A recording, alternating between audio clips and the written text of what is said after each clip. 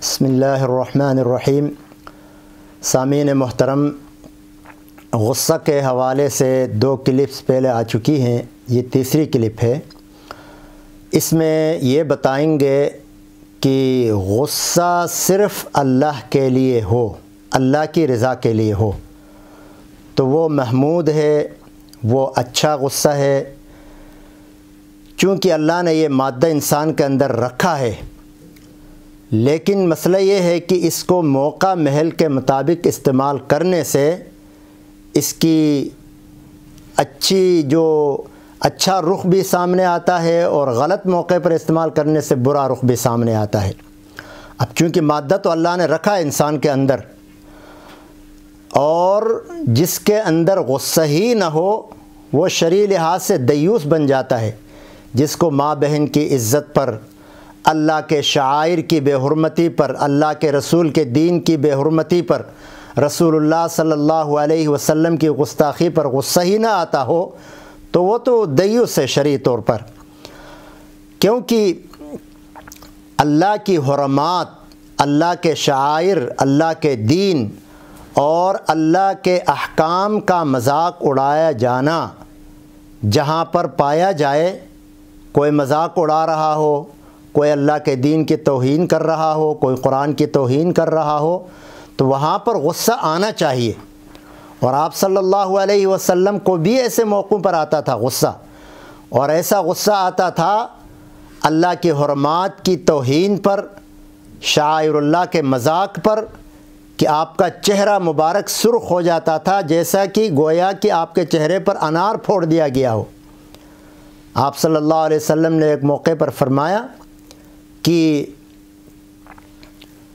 میرا دل چاہتا ہے کہ اذان ہو جائے اور نماز کا وقت ہو، جماعت کھڑی ہو جائے، میں اپنی جگہ کسی کو نماز کے لیے کھڑا کر دوں اور کچھ نوجوانوں کو میں کہوں کہ وہ لکڑیاں جمع کریں، پھر ان کو لے کر ان لوگوں کے گھروں پر جاؤں جو اذان ہونے کے باوجود نماز کے لیے نہ آئیں، جماعت کی نماز کے لیے نہ آتے ہوں، بلکہ اپنے گھر میں بیٹھے ہیں، لیکن صرف اس وجہ سے میں نے یہ ارادہ ترک کر دیا کہ ان گھروں میں وہ بھی ہیں کہ جن کے اوپر جماعت واجب ہی نہیں ہے، خواتین ہیں، بچے ہیں، اس لیے اس چیز کو میں نے اس نیت کو ترک کر دیا۔ ورنہ نبی محترم رحمت للعالمین صلی اللہ علیہ وسلم کو اتنا غصہ آیا کہ ان کو آگ سے جلانے کا آپ نے ارادہ فرمایا۔ اسی لیے غصہ آنا چاہیے اللہ کے لیے، جیسے آپ صلی اللہ علیہ وسلم نے فرمایا، حضرت ابو امامہ رضی اللہ تعالی عنہ کی روایت ہے، فرمایا رسول محترم صلی اللہ علیہ وسلم نے، من احب للہ وابغض للہ واعطى للہ ومنع للہ فقد استقبل الایمان۔ ابو داؤد اور طبرانی کے اندر یہ روایت موجود ہے۔ فرمایا کہ جس نے اللہ کے لیے محبت کی، یعنی اس کا کسی سے محبت کرنا بھی اللہ کے لیے ہو، کسی سے بغض رکھنا بھی اللہ کے لیے ہو، کسی کو دینا بھی اللہ کے لیے ہو، کسی کو نہ دینا بھی اللہ کے لیے ہو، یعنی ہر کام کے اندر اللہ کی محبت شامل ہو، اللہ کی رضا شامل ہو۔ کسی سے دینے سے ہاتھ روک رہے ہیں تو اس وجہ سے کہ یہ اس دین کو، اس صدقے کو، اس خیرات کو، اس عطا کو غلط جگہ استعمال کرے گا، اس کے برے اثرات اس پر مرتب ہوں گے، تو پھر وہاں ہاتھ روکتا ہے۔ اور جہاں پتہ چلے کہ یہ دینے سے یہ اللہ کا دین کا کام کرے گا، یہ قرآن کی خدمت کرے گا، اس کو فائدہ ہوگا، تو وہاں پر پھر ہاتھ کھول کے دیتا ہے۔ اسی طرح کسی سے محبت رکھتا ہے تو اللہ کے لیے رکھتا ہے۔ جیسے حضرت علی رضی اللہ تعالیٰ عنہ کے سامنے ایک موقع پر ایک یہودی نے آپ صلی اللہ علیہ وسلم کی شان میں گستاخی کی، جیسے آج کل بھی بہت سے ممالک میں، خاص طور پر فرانس جیسے بدبخت ملک نے بھی آپ صلی اللہ علیہ وسلم کی شان میں کئی دفعہ گستاخی کی ہے۔ تو حضرت علی رضی اللہ تعالیٰ عنہ کو غصہ آیا اور غصے میں اس یہودی کو اٹھا کے پٹخ دیا زمین پر اور سینے پہ چڑھ گئے۔ اب یہودی نے سمجھا کہ بس اب تو میری خیر نہیں ہے، تو اس یہودی بدبخت نے حضرت علی رضی اللہ تعالی عنہ کے چہرے پر تھوکا نیچے سے،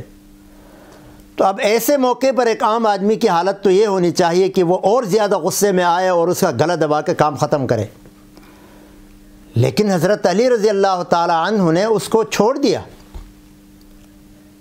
یہودی پریشان کہ میں نے تو اب اس کے چہرے پر بھی تھوکا، اب بجائے اس کے کہ مجھے اور سختی سے مارتے مجھے چھوڑ ہی دیا۔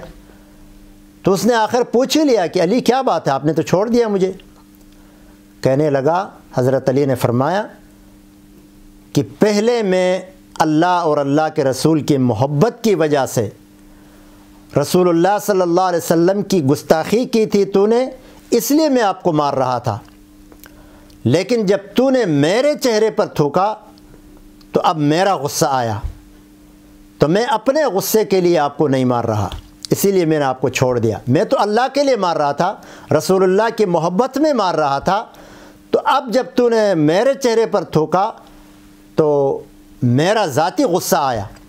تو اسی لیے میں نے تمہیں چھوڑ دیا، کیونکہ اب یہ مار اللہ کے لیے نہ ہوتی، اللہ کے رسول کے لیے نہ ہوتی، یہ ذاتی انتقام اور غصے کی وجہ سے ہوتی، تو اس آدمی پر بڑا اثر ہوا اس سے۔ اسی طرح غصہ جو ہے، آپ صلی اللہ علیہ وسلم کو اللہ کے حرمات کے موقع پر غصہ آتا تھا، شاعر اللہ کی بے حرمتی پر غصہ آتا تھا۔ حضرت ایک خاتون تھی فاطمہ مخزومی، قبیلہ مخزوم کی، تو اس نے ایک موقع پر چوری کیا۔ آپ صلی اللہ علیہ وسلم کے سامنے قضیہ لایا گیا۔ قریشی عورت تھی، قبیلہ مخزوم کی، اور یہ مخزوم بھی قریش کا ایک قبیلہ ہے۔ تو اب لوگوں میں یہ تاثر پھیلا کہ بھائی اگر اس عورت کو سزا ہوئی چوری کی تو ہاتھ کاٹا جائے گا،